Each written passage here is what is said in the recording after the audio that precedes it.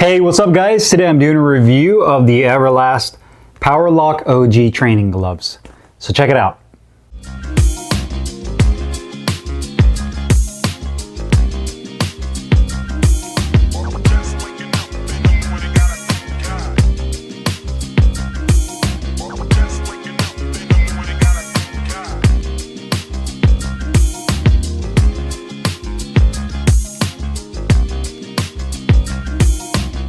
Hey, what's up guys? Carlo here. Today I'm doing a review of the Everlast Powerlock OG training gloves.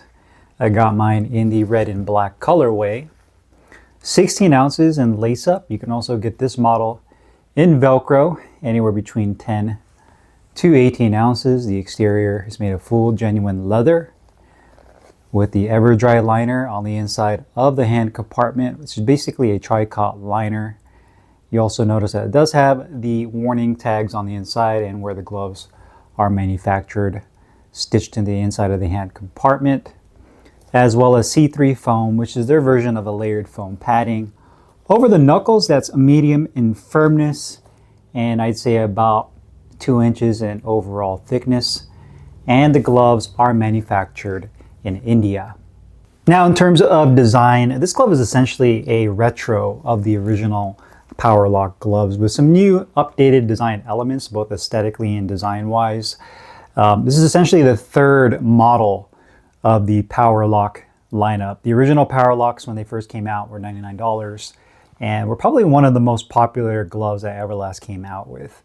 And then several years later, they came out with the Powerlock 2s, which introduced a new style of lacing system. I felt like the Powerlock 2s weren't as popular and just didn't really pick up the same notoriety that the original Powerlocks did. And then they came out with the glove I have here, the OGs, which again are kind of a throwback to the originals with some improvements and some aesthetic design cues that they've definitely updated with this glove. Now, before we talk about the design, I like to kind of go over their description on their website and what I think about it. So premium leather construction, C3 foam, contoured closed-cell foam, provides increased cushioning. So C3 foam is the foam they use. It's essentially just a layered foam padding, and they're kind of their fancy way of calling it another name. High density C3 foam inhibits moisture transfer, etc. Lace up closure, ergonomic grip bar, Everdry inner glove lining. So the Everdry lining on the inside is basically just a tricot liner with Everdry printed on the inner part of the liner. The Powerlock OG Pro training gloves deliver the perfect balance, Everdry technology, and all the other jargon that they put on their website. So to me, this is kind of the quintessential training glove, in my opinion, that Everlast create, right? I feel like they kind of gear this for a glove that you can use for everything in the gym, hitting the pads with your coach, bag work, sparring. You can essentially do it with this glove. And the fact that it's offered in both Velcro, lace up, 10 to 18 ounces. So there's some versatility and range in terms of what you know, with this particular model that you can get. You know, maybe you want to fight a 10 ounce version that you can use just for bag work. You want it more compact. Maybe you want to hit the mitts.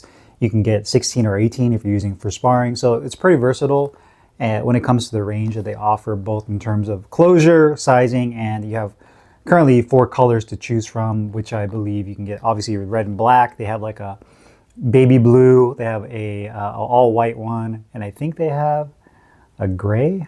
I can't remember, but there's currently 4 colors. I'm sure they'll come out with more as time progresses. But from a design standpoint, when you're looking at the glove, the leather on here has a very smooth texture to it. I'd say it has kind of a shiny semi-gloss finish to the leather, both in terms of the red and the black leather.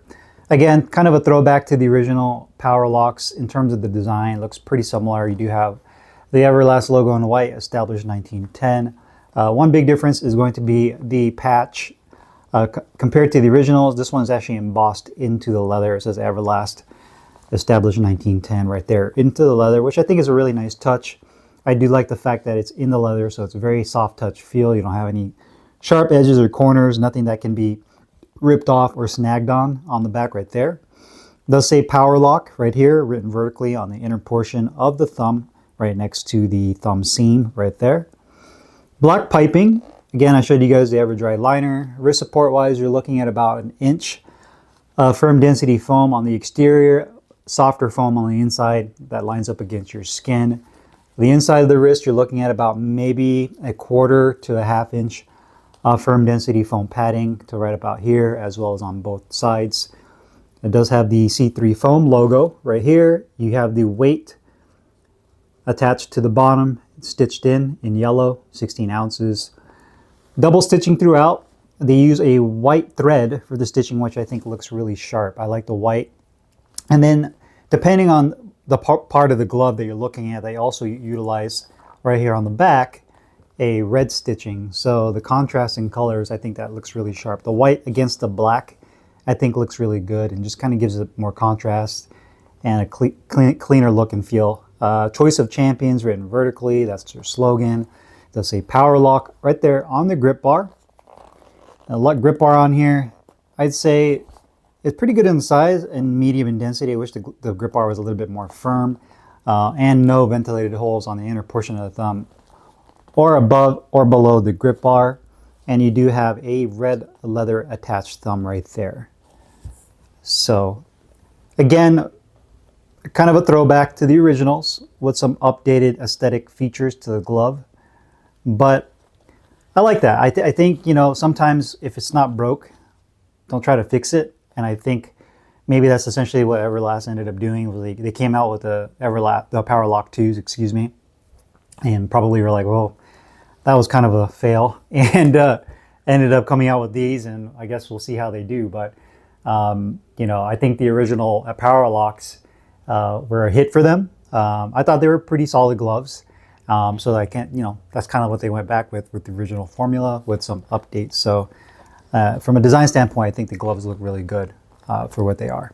Okay, let's talk about quality. These gloves are, I say, pretty good. Now, there's a couple of areas of concern with these gloves. I definitely think they're better. Now, for those of you that are going to ask, well, are these better than the original Powerlocks? Yes, they are in terms of quality, but there's a couple caveats to that. There is still some issues with this glove that I found. And I've had these, I think, for a month and a half, almost 2 months now of training with them in my rotation. But there is a couple of areas that I did kind of, you know, had some concerns with. Now, first things first, I definitely feel like the leather quality has been updated, or should I say upgraded from the original Powerlocks. It definitely feels thicker. I feel like the leather just has a more, more premium feel compared to the originals by a little bit more. You know, I feel like that's definitely better. Overall, the stitching on the gloves looks really good in terms of symmetry, the way they stitch the gloves throughout the entire glove. All looks pretty solid. Now, there was an area on my left glove. I don't think I have it on my right. Yeah, it was just my left glove where you can actually see one of the stitching is starting to pop out. And that's one area that I'm not happy with. So you can see right there where the thumb meets the back of the red leather. You can see the stitches popped out on that. And that's an area that's not really a stress area, if you want to call it. You know, like you're not landing punches on it. You know, I'm not putting a lot of stress. I take care of my gloves. And so for it to have a stitch that kind of just popped loose on that section is definitely a QC issue, which is surprising because the rest of the glove, from a stitching standpoint, looks pretty good. You know, pretty symmetrical. The stitching looks pretty good overall, where the thumb meets the index finger. Looks pretty good.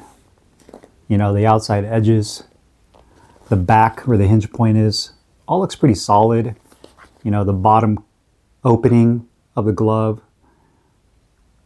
Now, obviously there's areas that might be a little bit crooked, but I mean, all in all, there's nothing here that's like a huge red flag outside of that stitching that popped out right here.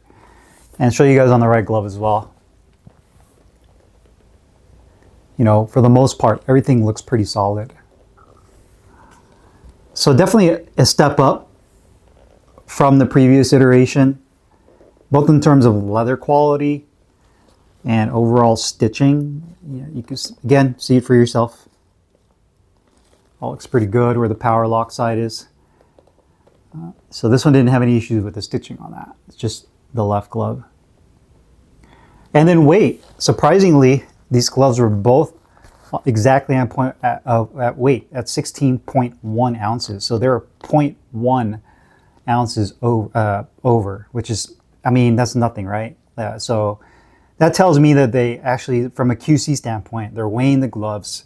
They're doing a better job of actually, putting the gloves on the scale, making sure that the foam is at the right weight. They're putting it in, and there's no issues there. I mean, heck, I did a review on the 1v1 peacemakers, and those are at 16.2. So these are 0.1 ounces closer to their advertised weight, which is great to see. I know for a glove like that, for them to have the weight on point, that's really great to see. And I, definitely applaud Everlast for that. Weight distribution wise, I say the gloves are pretty good. They're hair top heavy. So you can see there's a little bit of flex right there in the midsection of the glove. And I think it has just more to do with just the wrist padding. The wrist support padding is not as dense and thickly padded. So you're going to get a little bit more weight towards the top of the glove, and it kind of creates a little bit of flex in the wrist support right there. So, not by a lot, but it's definitely there. You can definitely see it and feel it, and you can see too. And a lot of that attributes to the actual lacing up the gloves, right? Once you lace your gloves up and you tighten it down here, the laces are going across this foam padding, and it's essentially kind of just crushing the padding down. And not in just these gloves, but any gloves, right, that you have that are lace up. And the more you lace them up, or you have your coach lace them for you, it's going to eventually cut into this foam padding and kind of wear down the foam. So it's a natural occurrence. It's kind of a catch-22, right?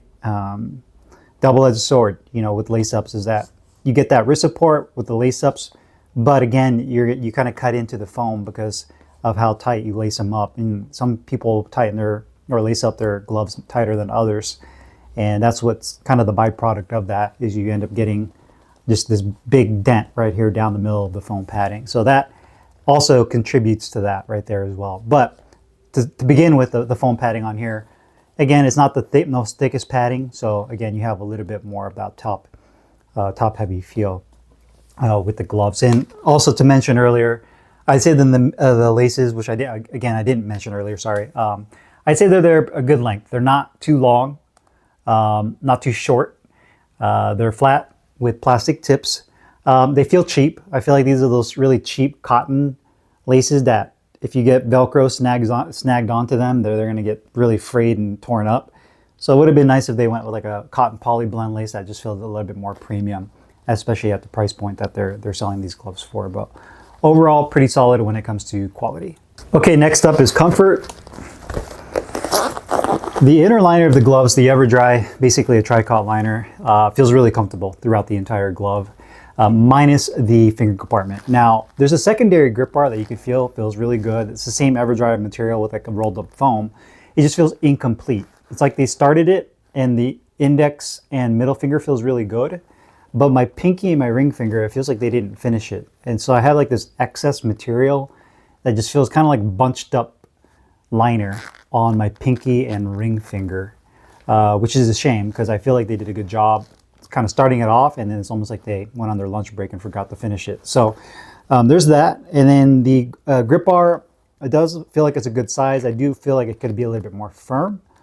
Thumb placement on these gloves are almost perfect. Now, the right glove definitely feels really good. Nice parallel thumb, perfect depth. So when I make a fist, you can see the tip doesn't pull down. So in terms of the depth of the thumb, you have about it feels really good, 1 inch of foam padding on the back for support and comfort. So they did a great job with the thumb placement.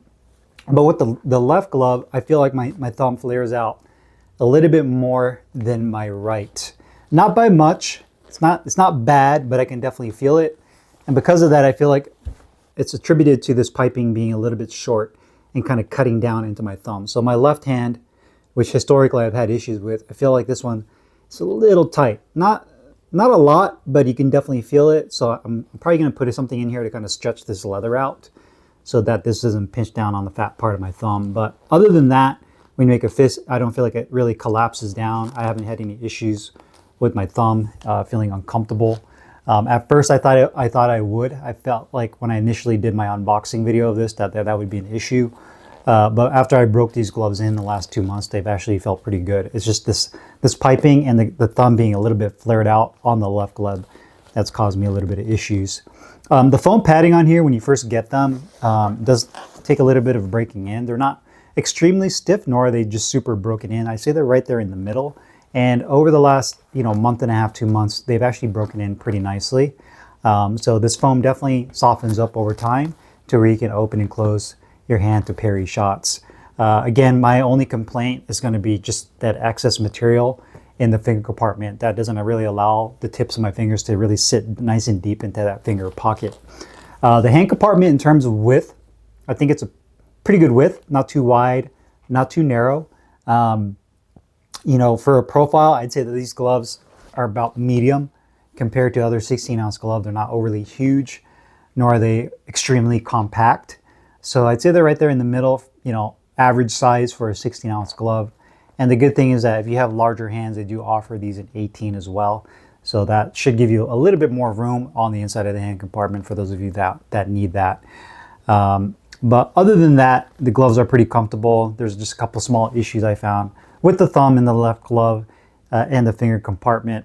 And that's pretty much it. But everything else about the gloves feels pretty comfortable. Protection and performance-wise, these to me are a balanced training glove, which is what I feel Everlast designed these to be. The C3 foam does a good job of absorbing shock, but also giving you a good amount of feedback. Again, I feel like this padding on here is medium in firmness. So, they're not a horsehair glove. You're not going to be able to really feel any type of feedback like you would with a horsehair glove or even a softer latex glove, right? And so this right here is right there in the middle.